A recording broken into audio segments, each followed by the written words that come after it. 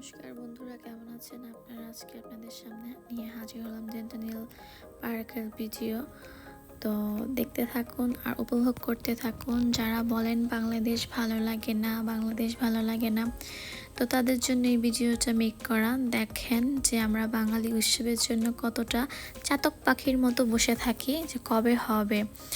তো অনেক দিন যাব চটপটি ফুচকা ঝালমুড়ি খাই না, তো এখানে একটা মেলা বসেছে, মানে এগুলো বিক্রি করবে বাঙালিরা। সেজন্য টুং টুং করে হেঁটে হেঁটে চলে গেলাম আমি আর হাজব্যান্ড। অবশ্য হেঁটে হেঁটে যাইনি, গাড়ি দিয়ে যেতে হয়েছে, অনেকটা দূরেই ছিল। তো এখানে বাঙালি মানুষ অনেক বেশি থাকে, এটা একটা বাঙালি পাড়া বললেও পারেন। বাঙালি লোক সংখ্যা অনেক বেশি এবং বাঙালিদের আড্ডা। তো এখানে সবাই খুবই মানে আনন্দ ফুর্তি করেই বেঁচে থাকে। অবশ্য আমি শেরবনে থাকি, তো এই টরন্টোতে এক একটা রাস্তার নাম এবং এক একটা সাইট এক একটা নামে পরিচিত। তো সবাই তো একত্রিত হয়ে এক জায়গায় থাকতে পারে না, যে আর যেখানে ভালো লাগে সেখানেই থাকে। তো এইখানে সবাই খুব আনন্দ করে এই বাঙালি পাড়াটায়, যেহেতু বাঙালিদের সমাগম, সেই কারণে ওরা ঈদ উপলক্ষে এবং কানাডিয়ান ডের দিন এই মানে অনুষ্ঠানটা মানে ওরা তৈরি করেছে যে করবে। ছোট ছোট বাচ্চারা, বড় ভাই ও বোনেরা এবং বিদেশি বোনরাও খুব নাচানাচি করেছে এবং গান বাজনা করেছে। তো সবগুলোর ভিডিওই এখানে দেখাবো। সবার ভিডিও দেখাতে পারবো না, কিন্তু কিছু কিছু মানুষের ভিডিও তো অবশ্যই করেছি, এগুলো দেখাবো। তো সবার ভিডিও দেখাতে গেলে ভিডিওটা হয়ে যাবে খুবই বড়, তো সেজন্য সবার ভিডিও দেখাতে পারবো না। দেখুন কত সুন্দর মেলা বসেছে, বাংলাদেশের মতো। কেউ জামা কাপড় নিয়ে বসেছে, কেউ কসমেটিক নিয়ে বসেছে, কোনো ভাই বোনেরা খাবার বিক্রি করছে, কোনো বোনেরা ঝালমুড়ি ফুচকা বিক্রি করছে। আমার আবার জামা কাপড় কেনার প্রতি এতটা মানে আমি মগ্ন না, কারণ জামা কাপড় আমার প্রচুর আছে।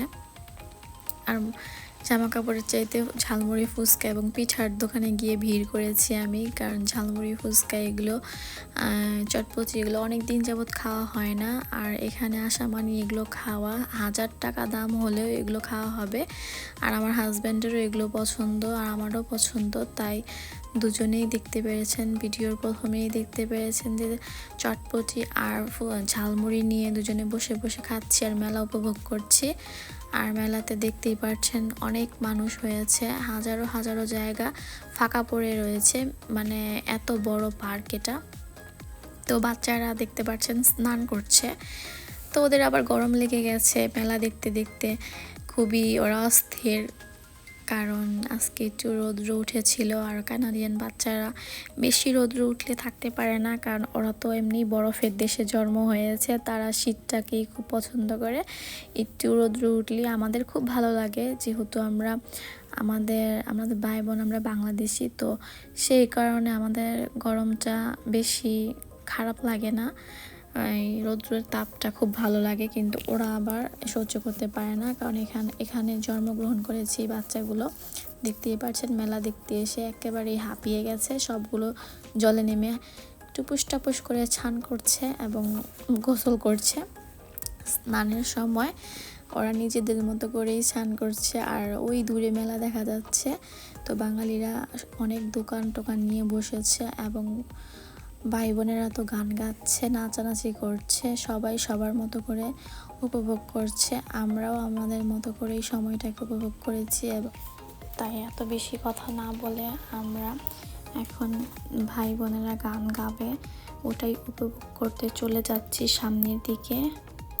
যেহেতু নিজেদের দেশের গান তো মিস করা যাবে না, তো ওরা সুন্দরভাবে গাইছে, দূর থেকে শোনা যাচ্ছে, তো দূর থেকে শুনতে ভালো লাগতেছে না, তাই আমি সামনে যাব, সামনে গিয়ে কথা অফ রেখে এখন ওদের গান শুনবো।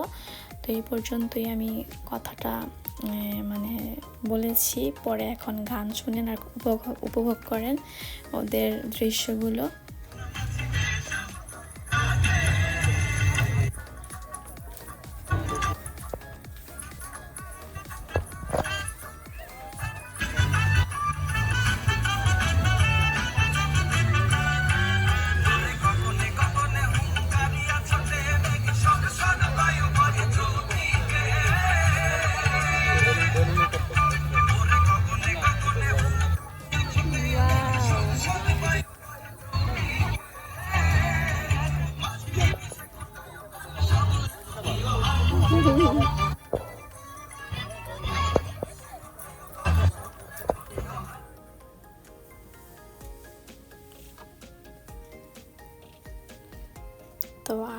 থাকেন।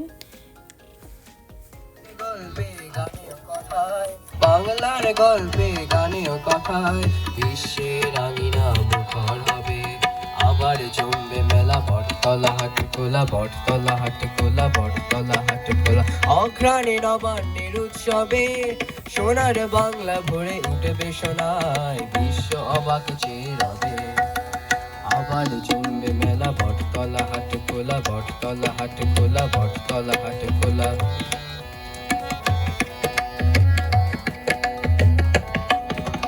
আবার আনবে ফিরে বিশ্বের সম্মান বাংলার কথা আর কবিতা। মুক্তির ইতিহাস পৃথিবীর বিস্ময় বাস্তব স্বপ্নের ছবিটা। আবার আনবে ফিরে বিশ্বের সম্মান বাংলার কথা আর কবিতা। মুক্তির ইতিহাস পৃথিবীর